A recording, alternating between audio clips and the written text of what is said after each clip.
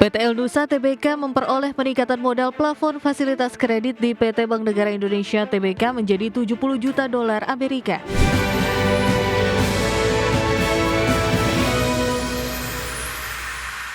Terima kasih Anda masih bergabung bersama kami. Pemirsa, PT Elnusa Tbk atau ELSA memperoleh peningkatan nominal plafon fasilitas kredit di PT Bank Negara Indonesia Tbk dengan nilai menjadi 70 juta dolar Amerika Serikat, dan manajemen ELSA menjelaskan sejak 2012 perusahaan telah bekerja sama dengan BNI terkait dengan fasilitas kredit non-cash loan. PT Elnusa Tbk memperoleh peningkatan modal plafon fasilitas kredit di PT Bank Negara Indonesia Tbk menjadi 70 juta dolar Amerika. Dalam keterbukaan informasi di Bursa Efek Indonesia Senin lalu, ELSA menandatangani perjanjian kredit dengan Bank BNI. Melalui perjanjian tersebut, plafon fasilitas kredit perusahaan di BNI sebesar 50 juta dolar Amerika dengan tenor 12 bulan berdasarkan persetujuan perubahan perjanjian pemberian fasilitas kredit tidak langsung tertanggal 20 November 2024 telah diubah beberapa kali dan terakhir diubah dengan persetujuan serupa tertanggal 21 Juli 2025. Selanjutnya, melalui perjanjian tadi, Elnusa meningkatkan plafon fasilitas kredit di Bank BNI menjadi 70 juta dolar Amerika dengan tenor selama 24 bulan untuk periode 15 Agustus hingga 14 Agustus 2027. Manajemen ELSA menjelaskan sejak 2012 perusahaan telah bekerja sama dengan Bank BNI terkait fasilitas kredit non-cash loan. Pada 2025, kebutuhan pendanaan perusahaan mengalami peningkatan sehingga fasilitas kredit perusahaan di BNI ikut meningkat. Lantas, skema fasilitas kredit yang sebelumnya hanya non-cash loan kemudian berubah menjadi lebih fleksibel. Alhasil, fasilitas ini bisa digunakan untuk non-cash loan dan cash loan. Lebih jauh, perusahaan memiliki fasilitas kredit dengan klasifikasi bank umum milik negara dan klasifikasi bank swasta. Salah satu alasan utama dalam penambahan fasilitas kredit BNI yaitu pembuatan bank garansi untuk klien kontraktor kontrak kerjasama atau KKKS yang mensyaratkan bank garansi harus melalui bank umum milik negara.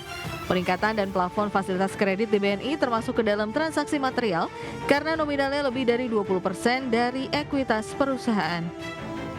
Berbagai sumber IDX Channel.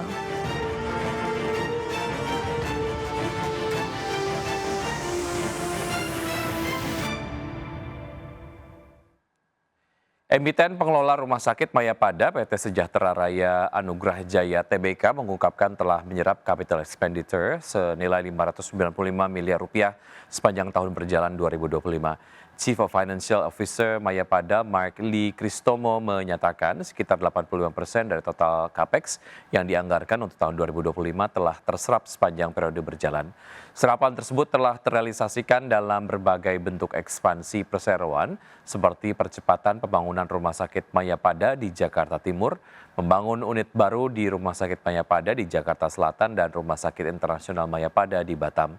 Adapun realisasi capex ini mencerminkan sebagian kecil capex yang dianggarkan Mayapada sepanjang 2 hingga 3 tahun mendatang senilai 2 triliun rupiah.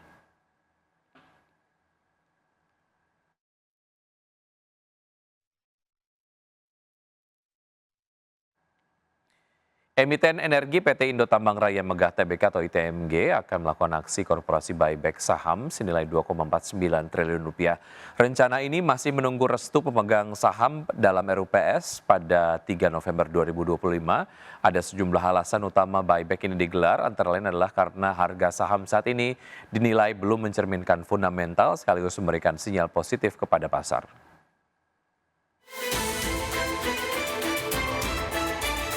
PT Indo Tambang Raya Megah Tbk menyiapkan buyback saham maksimal 10% dari modal disetor melalui Bursa Efek Indonesia, baik secara bertahap maupun sekaligus.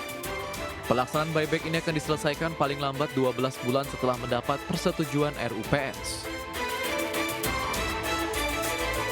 Korporat Sekretari ITMG Monika Ida Krisnamurti menjelaskan, ada 3 alasan utama buyback ini digelar. Antara lain karena harga saham saat ini dinilai belum mencerminkan fundamental, sekaligus memberi sinyal positif kepada pasar. Buyback juga diharapkan memberikan tingkat pengembalian yang lebih baik bagi pemegang saham, meningkatkan kepercayaan investor, serta menjaga stabilitas harga saham ITMG di bursa. Manajemen memastikan aksi ini tidak akan mempengaruhi kinerja maupun pendapatan perseroan karena dana berasal dari saldo laba dan arus kas yang kuat. Berbagai sumber IDX Channel.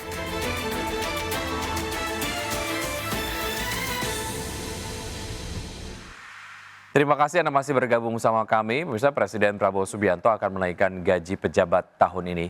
Keputusan tersebut terungkap dalam salah satu perubahan 8 program hasil terbaik cepat dalam rencana kerja pemerintah tahun 2025.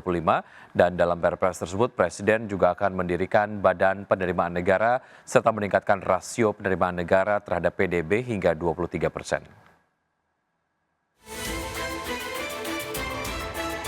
Presiden Prabowo Subianto akan menaikkan gaji pejabat tahun ini. Keputusan tersebut terungkap dalam salah satu perubahan 8 program hasil terbaik cepat dalam rencana kerja pemerintah tahun 2025. Perubahan ini dituangkan dalam Peraturan Presiden Nomor 79 Tahun 2025 tentang pemutahiran rencana kerja pemerintah tahun 2025 yang berlaku sejak 30 Juni 2025. Dalam berita tersebut, salah satu poin utama yang mengalami perubahan yakni perluasan program kenaikan gaji. Jika sebelumnya dalam aturan lama pada Perpres Nomor 109 Tahun 2024 hanya berlaku untuk aparatur sipil negara seperti guru, dosen, tenaga kesehatan, dan penyuluh. Kini dalam Perpres Nomor 79 Tahun 2025, Prabowo juga menegaskan kenaikan gaji untuk TNI, Polri, serta pejabat negara. Dalam daftar 8 program hasil terbaik cepat Prabowo di 2025 berdasarkan Perpres Nomor 79 Tahun 2025, Presiden juga akan mendirikan Badan Penerimaan Negara serta meningkatkan rasio penerimaan negara terhadap PDB hingga 23%. Seperti diketahui dalam pidato pengantar rancangan Undang-Undang Anggaran Pendapatan dan Belanja Negara tahun anggaran 2026 beserta nota keuangannya pada tanggal 15 Agustus lalu, Presiden Prabowo Subianto yang tidak menyinggung kenaikan gaji aparatur sipil negara. Kala itu Presiden hanya menyinggung soal gaji guru dan dosen, serta tunjangan profesi guru non-PNS. Dari Jakarta, Tim Liputan IDX Channel.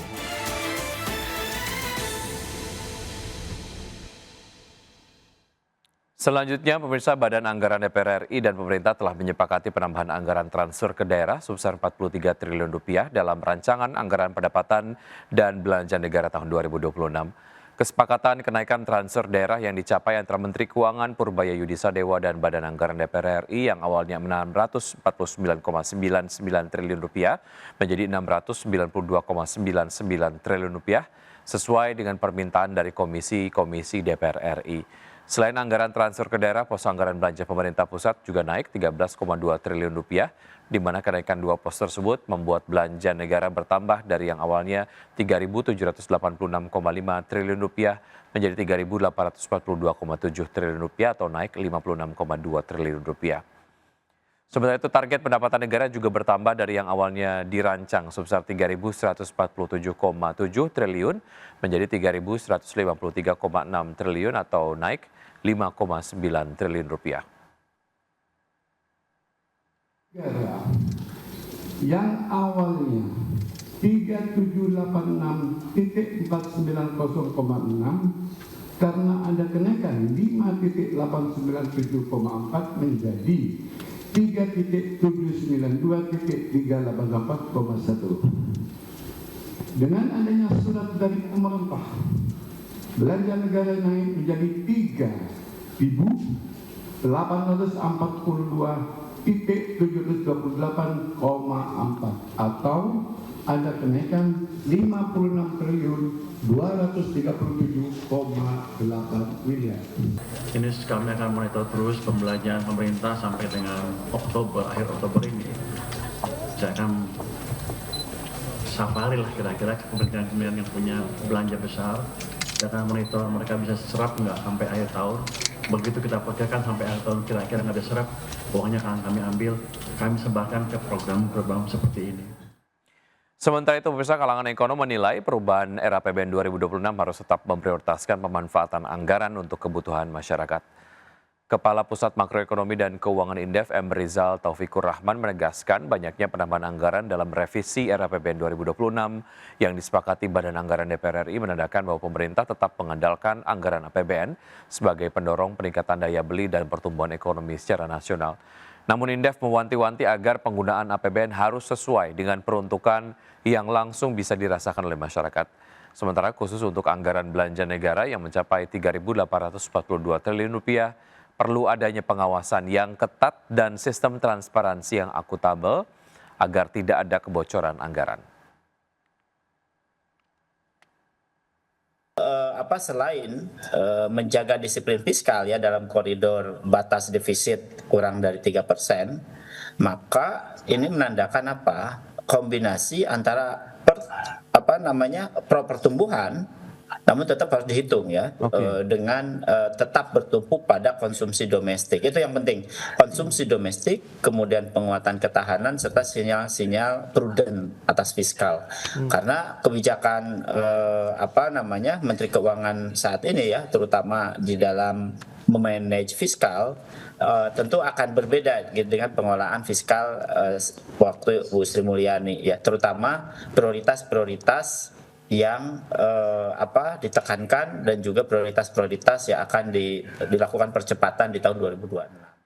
Ya, sebelum kita akhiri Market Buzz, kita akan simak terlebih dahulu update dari pergerakan IHSG di pukul 9:26 waktu Indonesia bagian Barat. Kami pass through datanya dari RTI. Pemirsa, untuk IHSG sejauh ini masih berada di zona hijau dengan penguatan 0,26% di level 8.027,315. Dan 5 saham yang masuk ke dalam jajaran top gainers diantaranya adalah ada BRPT, kemudian juga PTRO, Antam, dan juga CDIA, kemudian juga ada MDKA. Sementara top losers ada Bufa, kemudian ada BBNI, Okas, Mina, dan juga Raja, disusul oleh BBPT, MLPL, AMRT, BSD, JPFA, dan juga GTRA. Dan kalau kita lihat pergerakan sektoral, pemirsa, IDX Basic masih memimpin penguatan dengan penguatan 1,64%, disusul oleh sektor industri 1,11%, dan sektor kesehatan menguat 0,79%, dan juga sektor energi menguat sejauh ini bergerak di 0,55%. Dan sektor keuangan masih berada di zona merah dengan pelemahan 0,31%, sementara itu sektor properti mengikuti pelemahan dari sektor finance ataupun keuangan yang bergerak melemah 0,7%.